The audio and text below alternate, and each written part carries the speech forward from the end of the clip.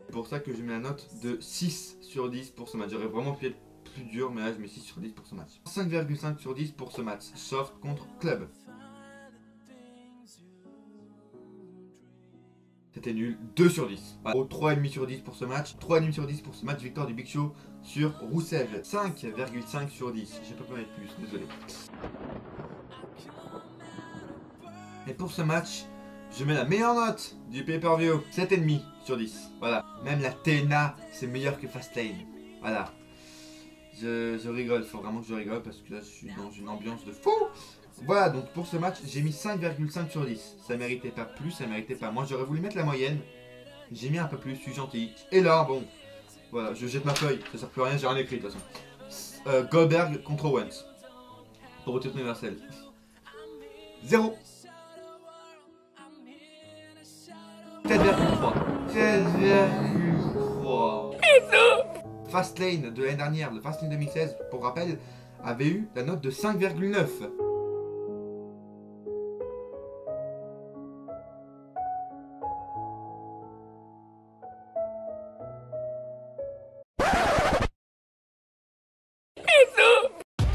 And now, WWE Network presents Fastlane.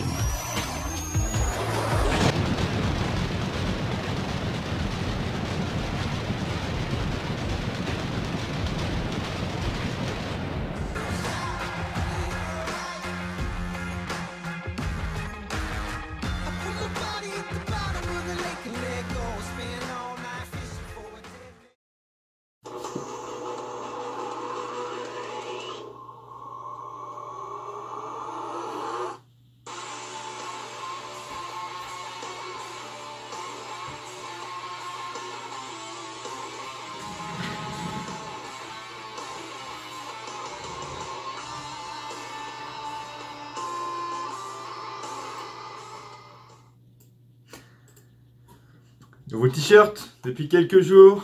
The Balor Club.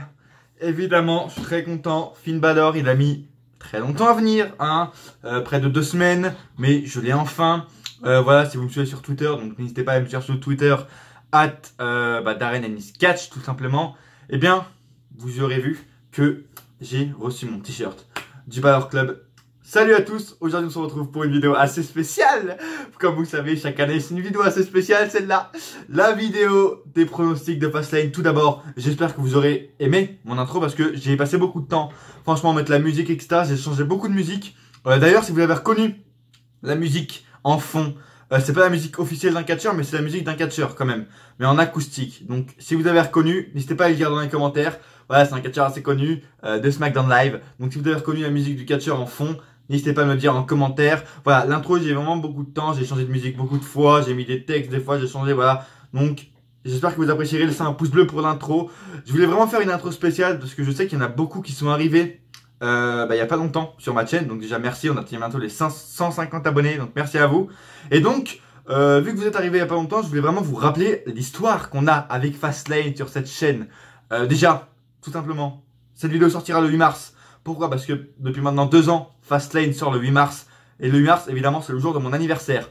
Donc, voilà, c'est pour un peu un petit symbole. Voilà, Fastlane, le pire pay-per-view de tous les temps, chaque année sort le jour de mon anniversaire. Donc, peut-être qu'il maudit le jour de mon anniversaire, je m'en fous. Mais voilà, en tout cas, ça fait un symbole. Voilà, j'ai tourné cette vidéo, on est lundi 5 mars, elle sortira normalement jeudi 8 mars. Voilà. Mais voilà, je voulais vous rappeler parce que je voulais vous rappeler cette histoire qu'on a avec Fastlane sur cette chaîne parce que chaque année, elle sort déjà le jour de mon anniversaire. Et en plus, c'est chaque année de pire en pire. Donc cette année, avec les matchs qu'on a, je pense que ça marquera encore les annales, hein. Voilà, ça marquera encore les annales du catch américain. Je pense évidemment que ce sera le pire pay-per-view de l'année, mais voilà, je vais vraiment vous faire une intro spéciale pour Fastlane parce que Fastlane, j'aime, voilà, je suis assez affectif avec Fastlane sur ma chaîne, etc. Donc j'espère que vous aurez aimé l'intro. Voilà, n'hésitez pas à me dire si vous avez reconnu la musique en fond. On va commencer, j'ai que 4 matchs à pronostiquer, mais je vous rajouterai quelques matchs, parce que voilà, vu qu'on est lundi 5 mars, il n'y a que actuellement sur Wikipédia 4 matchs annoncés. Mais voilà, je vais essayer de vous en sortir un ou deux de plus pour que la vidéo dure plus longtemps. Merci de me rejoindre sur cette chaîne. Si vous êtes nouveau, évidemment bienvenue. Voilà, on fait des pronostics et des résumés sur cette chaîne, des Every Catch, des résumés d'anciens pay-per-view, etc. D'ailleurs, les Every Catch, je vous avais dit qu'il y en allait avoir un ce week-end, donc la semaine du 4 et 5 mars. Il n'y en a pas eu malheureusement, je pense que vous en douterez. J'ai pas pu le tourner, évidemment. Bon, bah, je pense qu'il y en aura un dans la semaine, normalement cette semaine-là ou le week-end qui arrive. Parce que cette semaine, je vous avoue que j'ai assez le temps de tourner la vidéo, de tourner des vidéos. Voilà, mais elle est prévue, hein, j'ai le programme, etc. On a beaucoup de choses à parler dans Every Catch. D'ailleurs, si vous n'avez toujours pas vu mes anciens Every Catch, n'hésitez pas à aller les voir. Merci évidemment pour les vues des anciennes vidéos. Merci pour tous les nouveaux abonnés. Vraiment, ça me fait hyper plaisir. Parce que, voilà, je vous le dis, à un moment, voilà, j'avais vraiment pas de commentaires, j'avais pas d'abonnés, enfin, j'avais rien. Et recevoir autant d'abonnés, autant de commentaires. Donc, merci vraiment à vous tous qui êtes là pour commenter mes vidéos, etc. Donc, je vous en remercie. Je vais essayer de refaire le montage, de mettre l'image ici et mettre le titre I don't give a fuck ou me hype potentiellement. Voilà, parce qu'à chaque pronostic de pay-per-view, je fais des catégories. Donc, j'ai les matchs dont je m'en bats les couilles, donc I don't give a fuck. Et les matchs qui m'intéressent potentiellement, donc ça me hype potentiellement. Mais voilà, juste à savoir que la vidéo pronostic du Royal Rumble 2000 d'ailleurs, qui a beaucoup marché. Voilà, j'ai plus de 220 vues maintenant sur la vidéo pronostic du Rumble. Non, de Elimination Chamber, voilà. Je vous en remercie encore. Et ben, faut savoir que juste en faisant le montage, en mettant l'image ici et le titre ici, et ben, la vidéo durait 10 gigas. Voilà, 10, hein, oui, pas 1, pas 2, 10 gigas. Donc j'ai mis 2 jours pour l'upload sur YouTube parce que j'ai une connexion de merde, évidemment. Donc j'ai mis 2 jours hein, pour l'upload sur YouTube alors que j'ai mis qu'une image et 3 mots. Voilà, si vous regardez mes anciennes vidéos, je faisais encore plus de montage. Je faisais, je mettais ma tête en petit ici, l'image machin, le logo, le truc. Donc je comprends pas pourquoi elle a fait 10 gigas. Donc on va essayer peut-être de faire moins long. On va essayer de faire 20 minutes maximum pour cette vidéo. Comme ça peut-être que je vais voir si c'est le temps. Parce que je pense que c'est le temps. Je pense pas que ce soit je pense pas que ce soit le montage. Voilà, je pense que c'est le temps. Donc on va essayer de faire une vidéo de maximum 20 minutes pour cette vidéo.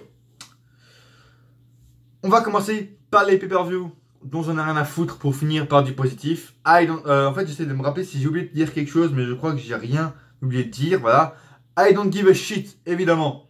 Uso contre New Day. J'adore les deux équipes. Ils nous ont sorti la semaine dernière une belle promo, les Uso et New Day. Vraiment, une belle promo. Biggie qui nous a prouvé qu'il était très bon au micro.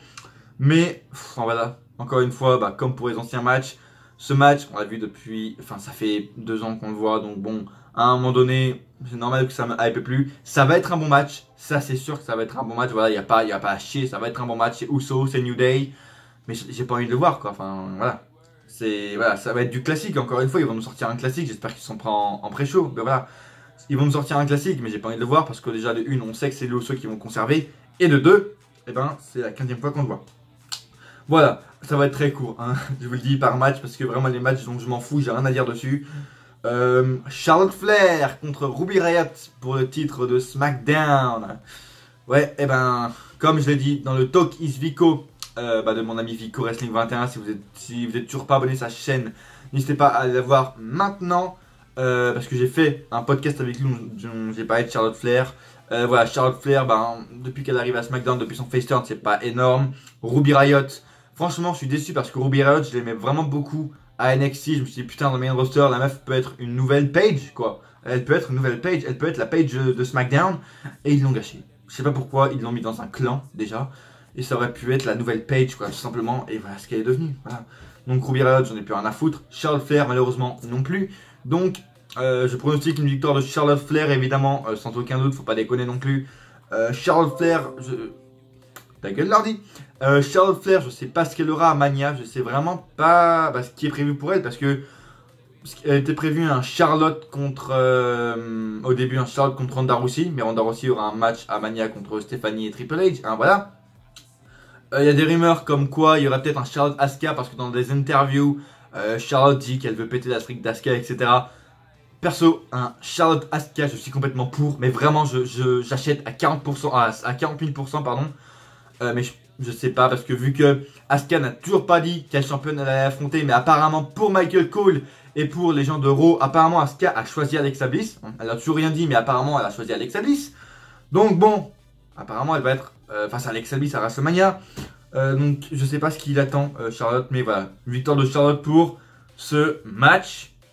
On va passer maintenant au pay-per-view qui me hype potentiellement. Voilà, il y a deux partout. 2 matchs pour la catégorie j'en ai rien à foutre et 2 matchs pour la catégorie qui me hype potentiellement. Voilà, comme ça c'est un peu égalitaire. D'ailleurs, ça m'étonne que j'ai 2 matchs dans la catégorie qui me hype parce que c'est quand même Fastlane, faut pas déconner. Fastlane nous déçoit toujours, donc faut pas déconner non plus.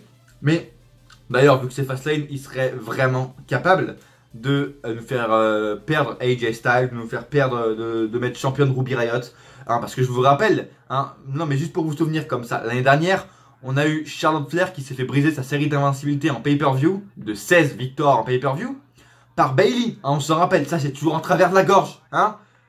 Ça vraiment, je l'ai toujours pas oublié, le Bayley qui bat Charlotte. Hein, j'ai pas oublié ça, vraiment. Il y a toujours un. Hein. Et le Goldberg qui bat Kevin Owens en 15 secondes avec un spear botché. Ça aussi, je l'ai toujours là. Hein, voilà. Donc, ils peuvent tout nous faire. Vraiment, je vous le dis directement, prévoyez les mouchoirs, prévoyez d'être énervé, vraiment, parce qu'ils peuvent tout nous faire à Fastlane. On va passer par le match qui nous hype potentiellement. Donc, on a Bobby Roode contre Randy Orton. Pour moi, qui pourra sûrement se transformer en un triple menace avec, évidemment, Jinder Mahal qui viendra s'ajouter dans ce match. Mais personnellement, je suis hypé par Bobby Roode Orton parce que Bobby Roode, je kiffe, même si depuis qu'il est au main roster, c'est pas énorme, mais bah, c'est quand même Bobby Roode. Randy Orton, c'est Randy Orton, et pour le titre US, on l'a encore jamais eu, donc Randy Orton en titre US, ça ferait vraiment du bien, parce que même si on dit oui, la nouvelle génération, etc., machin, non, désolé, si vous mettez un Randy Orton champion, SmackDown va mieux marcher, tout simplement parce que c'est Randy Orton, faut pas déconner, et puis il aurait de la gueule. Voilà, peut-être que ça peut être un triple threat, en tout cas si c'est un triple threat, je vous le dirais que je vois pas Mahal gagner le titre. Moi je vois plus un triple threat à WrestleMania. Voilà, je pense qu'ils vont faire un contre 1 Bobby Roode contre Randy Orton à Fastlane. Comme ça on aura le triple menace à Mania, pourquoi pas. En tout cas, cette rivalité me hype. Oui, vous ne rêvez pas. Je suis hypé par une rivalité où il y a Jinder Mahal dedans. Oui. Non, je n'hallucine pas. Non, je n'ai pas pris d'herbe, je n'ai pas pris de joint. Non, vraiment. C'est vrai. Non mais vraiment, cette rivalité est une des seules qui me hype à SmackDown. Vraiment, chaque semaine j'ai envie de la voir. Vraiment, en fait, cette rivalité c'est chelou parce que, voilà, vraiment elle m'intéresse quoi. Ils arrivent à en faire quelque chose qui m'intéresse. Pour vous dire, je suis plus hypé par cette rivalité que par la rivalité pour le titre WWE. Parce que, je vous le dis direct, hein, le titre WWE, vu à l'allure où ça va, à dimanche à Fastlane, ce sera un match Royal Rumble. Hein, parce que, voilà, chaque semaine il y a 2 participants de plus. Donc je peux vous dire que dimanche, ils seront 30 hein, dans le match, concrètement. Mais voilà, bref, pour revenir au match, je suis hypé par un Bobby Roode contre Orton. Je verrais quand même Bobby Roode conserver, même si, encore une fois, à Fastlane, tout est possible. Hein, mais je verrais quand même Bobby Roode gagner pour que Orton, sûrement, gagne le titre à Mania, pourquoi pas. Mais en tout cas, cette rivalité me hype vraiment, donc j'espère qu'ils vont pas me décevoir. À chaque fois que je regarde SmackDown, c'est pour cette rivalité en ce moment, donc j'espère qu'ils vont pas me décevoir. Et je pense que ça va être un bon match. Bobby Roode contre Orton, ça peut que nous donner du bon. Voilà. Et puis s'il y a un triple threat, bah, franchement, vraiment, je vous dis la vérité. Mahal me plaît vraiment en ce moment. Je trouve, bah déjà quand il arrive en costume, etc., ça fait vraiment gros heel qui n'en a rien à foutre, etc. Donc j'aime vraiment ça fait vraiment plus heel. Et puis la mid-card lui va mieux, on va pas se le cacher.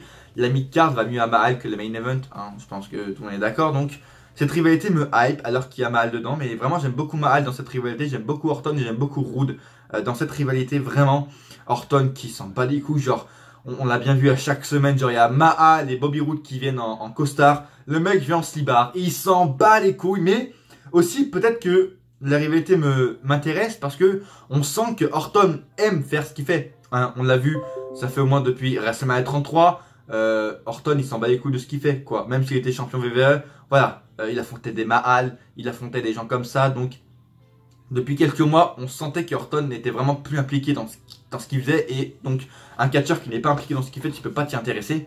Mais, c'est pour ça que cette rivalité m'intéresse. Et on sent que Orton est intéressé. Voilà, il a un titre en jeu. Donc, franchement, je vois Orton gagner à Mania. Mais pour l'instant, je vois Bobby Roode conserver tout simplement. Et j'espère qu'ils vont pas gâcher cette rivalité.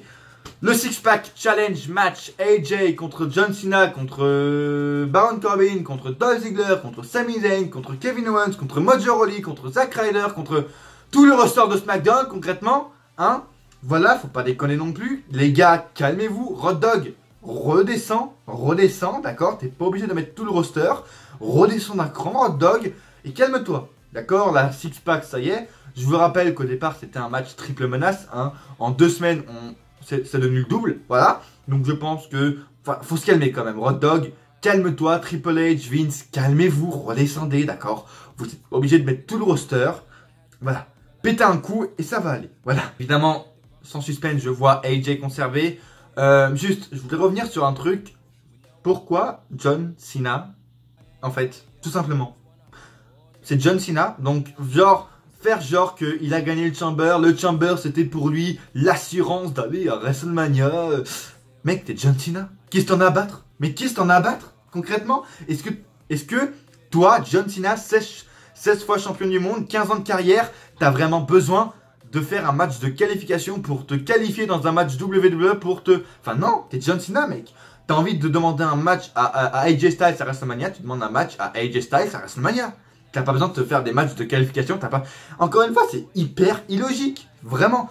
T'as des catcheurs comme des fois, enfin des catcheurs vraiment, qui ont pas d'expérience ou qui sont vraiment des jeunes par rapport à John Cena, qui eux gagnent des matchs alors qu'ils n'ont pas le droit, qu'ils n'en ont pas l'obligation et qu'ils n'en ont pas le mérite de gagner des matchs pour des titres. Je pense évidemment à G-Normal ou à des gens comme ça. Et t'as John Cena, le mec a 15 ans de carrière, 16 fois champion, voilà, le mec n'a plus rien à prouver.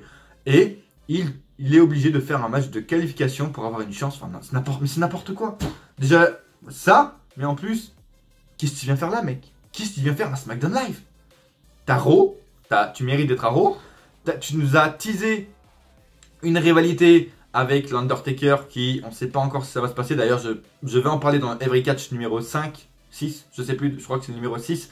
Je vais en parler de ça. Rey Mysterio qui vient de se blesser, John Cena, Undertaker, on ne sait pas si Taker va accepter ou quoi. Je vais en parler, mais je sais pas qu'est-ce qu'il fait là en fait. Il veut prouver qu'il peut encore. Mais mec, mais tu peux, oui, à la Mania, t'es John Cena. C'est comme si demain, à Raw, t'as The Rock qui se ramène et qui dit je veux affronter Brock Lesnar. Et ben ils vont lui donner parce que c'est The Rock. C'est The Rock. Donc ils vont lui donner. En tout cas, juste pour revenir sur un point, Taker, Cena, si ce match se passe vraiment, je suis hypé parce que c'est quand même Taker et Cena, mais la rivalité sera courte, quoi. Vraiment, vous aurez à peine 3 semaines, 4 semaines pour faire une rivalité Cena-Taker. Je trouve ça un peu léger quand même. Vous auriez au minimum dû commencer à Elimination Chamber, grand minimum, enfin voilà. Vous n'aurez pas dû commencer après, quoi, parce que vraiment, bonne chance pour construire la rivalité, quoi. Mais bon, voilà, John Cena ne va pas gagner, je pense. Mais encore une fois, tout est possible à Fastlane. Corbin et Ziggler, voilà, ils sont juste là pour prendre le pin, je pense. Owens et Zayn, je pense que ce match va amener à la distorsion, à la séparation, tout simplement, de l'équipe. Ok, ça fait pas longtemps qu'elle est créée, voilà, ça fait que depuis octobre, mais voilà, au bout de 5 mois, apparemment, c'est trop long, donc... Et puis, c'est pas qu'ils ont plus rien à faire ensemble, c'est pas qu'ils ont tout fait, mais c'est pas intéressant, parce que les bookings sont nuls, parce que Kevin Owens et Sami Zayn, Kevin Owens surtout, devrait être à Raw. Je sais pas pourquoi il est arrivé à SmackDown. Bref. En tout cas, moi, je pense que Owens, Zayn, voilà, ce match va vraiment amener à la distorsion, à la séparation d'équipe parce que voilà, il y a beaucoup de tension entre eux. Zayn n'arrive pas à gagner le match. On voit que ça frustre Owens. Ça fait des trucs comme ça, quoi. Donc je pense que cette équipe va se séparer après ce match et avoir un match, pourquoi pas Zayn Owens à Mania, mais je pense que ça gâcherait la place, entre parenthèses, ça gâcherait la place d'un autre match qui mérite mieux d'être en pay-per-view, enfin à Mania tout simplement. Mais voilà, je veux pas un Owens Zayn à Mania en simple, parce qu'on l'a déjà eu plein de fois, donc j'ai vraiment pas envie. Voilà, et Corbin Ziggler, je pense que Corbin c'est juste pour faire un six-pack qu'il est là. Et Ziggler, c'est je pense pour se prendre le pin, parce que les gens qui disent oh, ça y est, Ziggler, il est là, il est à Mania, donc il va gagner le titre, c'est obligé. Non, les gars, c'est juste parce qu'il a un nouveau contrat, c'est tout. Il a un nouveau contrat, donc ils veulent le faire croire qu'il va peut-être avoir une chance un jour au titre. Mais non, non. Ils ont fait pareil, on s'en rappelle. Vous vous rappelez de Sin Cara en octobre? Il avait un nouveau contrat et il est apparu. Comme par hasard, il est apparu dès qu'il avait un nouveau contrat. Et 3 semaines plus tard, on l'a plus vu. C'est normal. Ziggler, ils font pareil. Il a un nouveau contrat, il a le 3e plus gros contrat de la compagnie. Je vous rappelle, 1,5 million de dollars par an. Hein, voilà, Ziggler, voilà. Hein. Il se met bien, le petit. Mais voilà, il lui donne juste une chance parce que c'est son nouveau contrat pour, voilà, pour lui faire croire qu'il a encore des chances d'être en main event. Mais non, il va finir dans la Battle Royale d'André le Géant à WrestleMania et puis c'est tout. D'ailleurs, la Battle Royale d'André le Géant, n'hésitez vraiment, n'oubliez pas de regarder les Vri Catch qui va sortir dans quelques jours parce qu'on va y parler aussi de ça. La Battle Royale d'André le Géant remplacée par la Battle Royale en l'honneur de Fabulous Moolah ou je sais pas quoi. Bref, voilà. Mais Ziggler va finir dans le pré-show de Mania. Voilà, c'est tout ce qui va lui arriver. Donc je vois Styles conservé pour... Enfin, je pense pas qu'ils vont nous gâcher le Styles Nakamura. Je pense vraiment qu'il est prévu. Et je pense vraiment qu'ils vont faire là... Encore une fois, à Fastlane, tout est possible. Donc il pourra donner le titre à Ziggler pour faire un Ziggler Nakamura.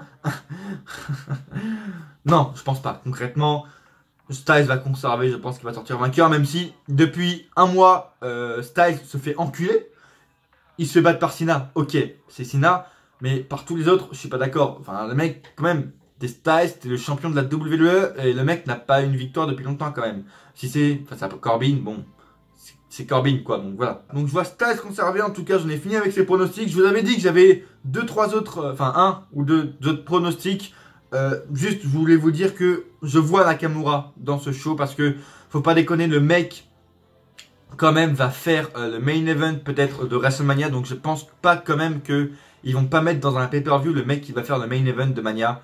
Donc je pense que Nakamura aura sa place dans un match, je sais pas contre qui, contre sûrement un mid-carder pas important, mais je pense qu'il aura un match à Fastlane parce que quand même le match est le prochain challenger, donc faut quand même qu'il prouve, même si c'est Nakamura, il a plus rien à prouver etc, mais faut quand même qu'il prouve qu'il est apte à battre Styles, etc. Voilà. Même s'il l'a déjà battu à Wrestle Kingdom. Voilà. Et je vois un petit match entre les Bludgeon Brothers et Rusev Day. Et je pense qu'il va se faire parce que je pense pas que ces équipes n'auront pas de match. Les Bludgeon Brothers sont les prochains challengers des Usos, comme on nous le tease depuis des semaines. Et Rusev Day aussi, je pense qu'ils auront un match. Et je pense que justement, on aura Bludgeon Brothers contre Rusev Day pour une défaite.